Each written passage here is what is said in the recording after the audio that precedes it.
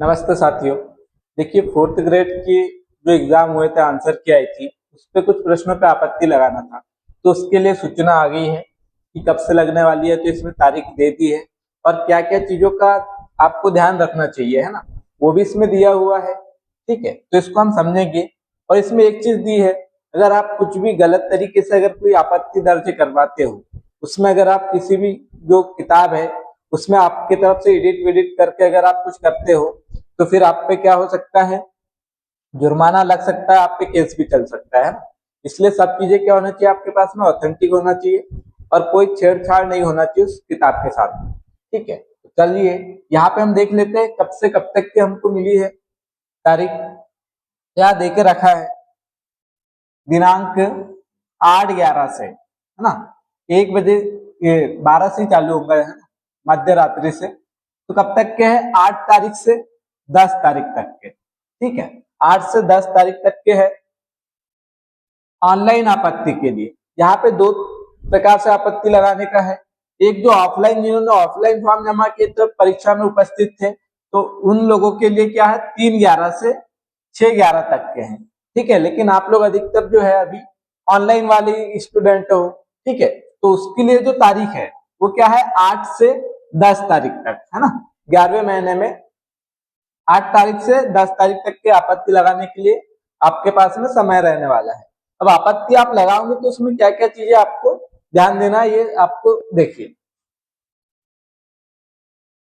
अब यहाँ पे कहा गया है, आयोजित परीक्षा के मास्टर प्रश्न पत्र, है ना, क्या कहा है, आयोजित परीक्षा के मास्टर प्रश्न पत्र, किसी परीक्षार्थी को प्रश्न पत्र में सम्मिलित किसी प्रश्न अथवा इसके उत्तर के संबंध में कोई आपत्ति हो तो, अच्छे, तो तारीख का दे दिया है, आगे दिया हुआ है, परीक्षार्थियों को परीक्षा में अलग अलग सेट के प्रश्न उपलब्ध कराए गए हैं।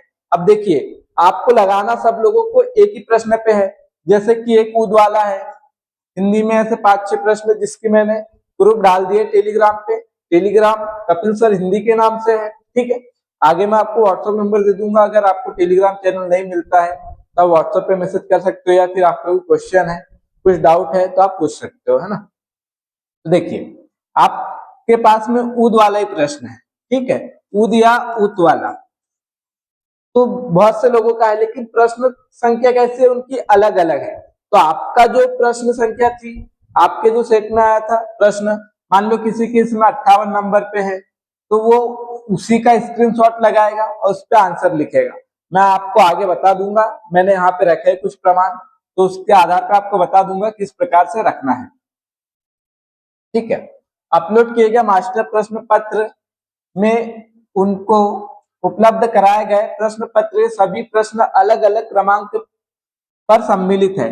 बहुत से लोगों को मिले हैं तो सबको अलग अलग क्रमांक पे एक ही प्रश्न मिलेगा, है ना। जैसे उच्चारण वाला जो प्रश्न है, किसी का 58 पे होगा, किसी का 6 नंबर पे होगा, किसी का 108 पे, ऐसे इस प्रकार से होगा।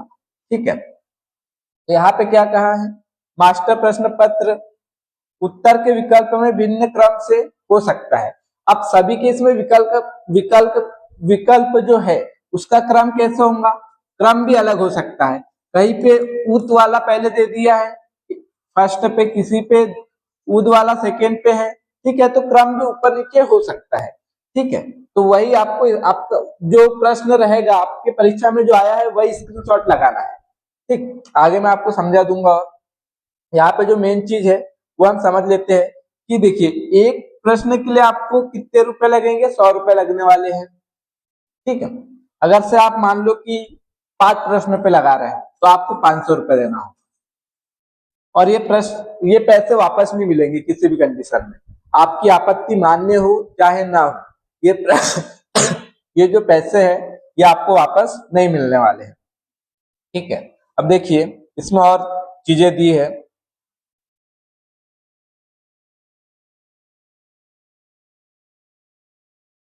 ये तो तारीख दे दी है 8 से 10 तक के। ठीक है, उसके बाद में आपत्तियां केवल एक बार ही ली जाएंगी। आपत्तियों के लिए पोर्टल पर जो भी ऑथेंटिक या फिर स्टैंडर्ड किताबें हैं, है ना, पुस्तकों के प्रमाण ही मान्य होंगे। ऐसे प्रमाण के प्रत्येक पृष्ठ पर अपना रोल नंबर और संबंधित प्रश्न की क्रमांक संख्या। आपका जो रोल नंबर है, आप जो पेज रहेगा, जो भी आपत्ति लगाओगे उस पर आपको रोल नंबर लिखना रहेगा और क्या लिखना रहेगा, प्रश्न क्रमांक। ठीक है, कि आपका 58 नंबर का प्रश्न है तो आपको 58 प्रश्न क्रमांक लिखना होगा। ठीक है, आगे इस पे मैं बता दूंगा आपको। और एक चीज इसमें विशेष का ध्यान रखना है कि आपको हर पेज पे रोल नंबर और क्या रखना है, प्रश्न संख्या रखना है। उसके साथ में संदर्भ में पुस्तक का नाम, लेखक, लेखकों के नाम, एक ही किताब में कई 2-3 लेखकों के द्वारा लिखी जाती है ना, तो जो पुस्तक का नाम है वो आपको लिखना होगा, जो हम सारांश करके लिखेंगे या फिर संदर्भ करके। तो उसमें आपको, मैंने जो टेलीग्राम पे डाला है उस पे नाम वगैरह पूरा नहीं लिखा है, सिर्फ बुक का नाम लिखा है और लेखक का नाम लिखा है। तो आपको उसमें प्रकाशक भी लिखना है, संस्करण वर्ष भी लिखना है और पृष्ठ संख्या भी लिखना है उसमें। ठीक है, तो आप ये चीजें उसमें ऐड कर लेना। इसके बाद में देखिए, ये तो हो गया, ये चीजें आपको जरूर याद रखना है। इसके बाद में ये जो प्रकाशक का नाम, लेखक का नाम, पुस्तक का नाम, ये आप जब फिल करोगे, आपत्ति लगाओगे, तो आपको उसमें भी ऑप्शन मिलेगा, उसमें भी आपको ये फिल करना होगा। चलिए, यदि किसी अभ्यर्थी द्वारा ऑनलाइन आपत्ति दर्ज करते समय साक्ष्य के मूल कंटेंट, है ना, जो आपके पास में बुक रहेगी उसके मूल कंटेंट में पुट रचना कर अपलोड किया जाता है। मतलब कि आपने, मान लो कि हमारे पास में ऑथेंटिक किताब है ना, संस्कृत हिंदी शब्दकोश वामन शिवराम आपटे का, और हमने किसी पेज का इसमें क्या लगाया, इसकी आपत्ति लगाई, और इसमें हमने क्या किया, एडिट कर दिया, यहाँ जो लिखा है उसको मिटा के हमारे तरफ से लिख दिया। अगर ऐसा आपने किया तो इसके लिए क्या होगा, देख लीजिए आगे। ठीक है, अपलोड किया जाता है तो ऐसे अभ्यर्थी के विरुद्ध बोर्ड के विनिमयों के अंतर्गत कार्रवाई तथा आपराधिक प्रकरण दर्ज कराने की कार्रवाई की जाएंगी। ठीक है, इसलिए ऐसा आपको कुछ नहीं करना है, बुक में जो दिया है सेम वही चीज आपको लगाना है, और आपके पैसे रिफंड नहीं होंगे। यहाँ पे लिखा हुआ है ना, परीक्षार्थियों द्वारा आपत्ति शुल्क के पेटे अधिक जमा कराई गई राशि का किसी भी स्थिति में रिफंड नहीं होगा। तो ये चीज तो आपको पहले से ही पता है और इसमें आपको डरने की आवश्यकता नहीं है। अगर आप कुछ गलत तरीके से करते हो तो दिक्कत है ना, बाकी तो हम पुस्तक का नाम वगैरह सब चीज डालने वाले हैं। चलिए, इसके बाद आपको आगे बताता हूँ कि अब किस प्रकार से आपको पीडीएफ तैयार करना है। तो सबसे पहले आपको क्या, जैसे ये उच्चारण वाला प्रश्न लिया हमने, तो यहाँ पे आपका ये प्रश्न क्रमांक दिख रहा है 58, ये दिखना चाहिए। ठीक है, उसके बाद में आपको क्या करना है, यहाँ पे उत्तर करना है ना, और बोर्ड द्वारा माना गया उत्तर क्या है, तो यहाँ पे ऑप्शन है बी, बी और नहीं, ये डी वाला माना है ना, डी और चारण, इस प्रकार से आपको लिखना होगा। इसके बाद में आप क्या करोगे, इसके बाद आप आपकी ऑथेंटिक किताब ये है, ये आप लगाओगे। तो इसमें आपको यहाँ शुरू में, यहाँ ऊपर में क्या लिखना है, आपका जो भी रोल नंबर है, रोल नंबर और साथ में प्रश्न क्रमांक। ठीक है, तो ये यहाँ पे आपका रोल नंबर जो भी है, प्रश्न क्रमांक 58 है तो 58 लिख दिया। ऐसा आपको इसके बाद में इसका जो पेज है इस पे भी लिखना है। ठीक है, या यहाँ पे देख लीजिए, लेखक का नाम पूछा तो वामन शिवराम आपटे, इस प्रकार से आपको लिखना है। इसके बाद में नवीन संस्करण करके लिख देना, इसमें सन नहीं दिया है तो। ठीक है, आपसे पब्लिशर पूछे तो ये लिख देना। ठीक है, प्रकाशक पूछेगा है ना, तो रॉयल बुक डिपो, ये आपको उसमें लिख देना है। और ये हम पेज तो लगा ही रहे हैं, क्योंकि ये चीजें अगर आपने नहीं लिखी, नहीं लगाई, तो फिर आपकी जो आपत्ति है उस पर देखेंगे ही नहीं वो। ठीक है, और फिर ये जो हमने प्रमाण दिया है, तो इसका ये पेज नंबर हमने ये दिया है, तो ये पेज नंबर आपको लिखना पड़ेगा। कहाँ लिखना है, इसके बाद जो हम संदर्भ लगाएंगे उसमें आपको पेज नंबर लिखना होगा। और जब आप आपत्ति के लिए फॉर्म फिल करोगे तो उसमें भी ऑप्शन आएगा, तो उसमें भी पेज नंबर पूछे तो आपको इस पेज का पेज नंबर देना है उसमें, है ना, कि 203 कौन सी बुक का, तो संस्कृत हिंदी शब्दकोश का कौन सी बुक है, ठीक है, वामन शिवराम आप्टे की बुक है, उसका पेज नंबर क्या है 203। इस पे आपको ये चीज नोटिस करना है, तो ये पेज नंबर आपको उसमें लिखना होगा। ठीक है, बाकी ये फिर आपको इस प्रकार से एडिट करके तो मैं ही दे दूंगा।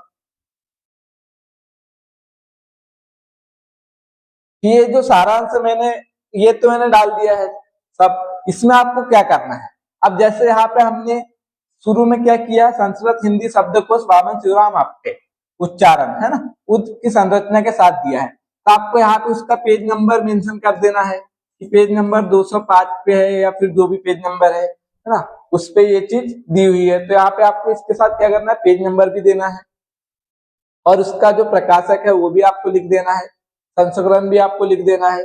वैसे ही हिंदी व्याकरण कानपुर प्रसाद गुरु, इस किताब पे भी जिस भी पेज नंबर पे है उसका पेज नंबर आपको लिख देना है, प्रकाशक लिख देना है। ठीक है, वैसे हिंदी व्याकरण रचना, इसका भी आपको लिख देना है इस प्रकार से, क्योंकि वो पेज तो मैंने डाल दी, उसमें से आपको देखना है और लिखना है। ठीक, ये चीजें आपको करना हो। ये इतना ही है लास्ट, है ना। मैं आपको नंबर दे देता हूं, अगर आपको कुछ समझ ना आया हो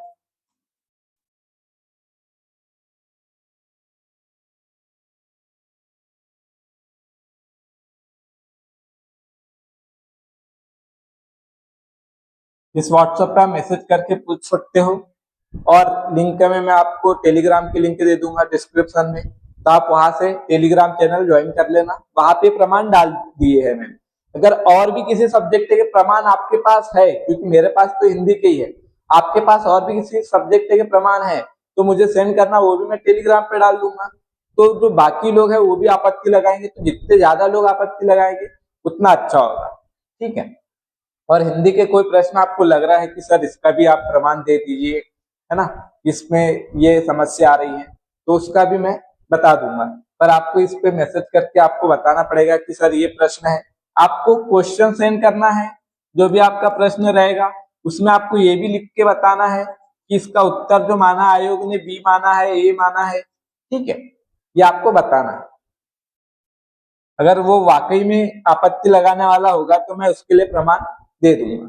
ठीक है, तो देखिए अभी हमने हिंदी में कितने क्वेश्चन के लिए लगाए हैं, एक उच्चारण वाला है,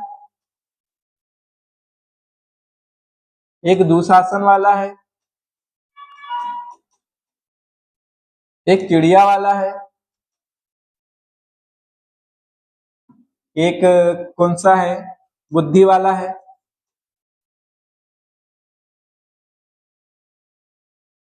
एक दो तीन चार प्रश्न ये है, और पांचवा प्रश्न है, और एक कौन सा है, मेघा वाला है ना। वहां ये बुद्धि वाले में मेघा वाला है। एक में क्या है, ज्योत्सना, जो कि गलत लिखा है। ज्योत्सना इस प्रकार से लिखा जाना चाहिए था। ये वाला प्रश्न है, तो ये 5 प्रश्नों पे आपत्ति लगने वाली हिंदी की, और पांचों के जो प्रमाण है मैंने टेलीग्राम पे डाल दिए।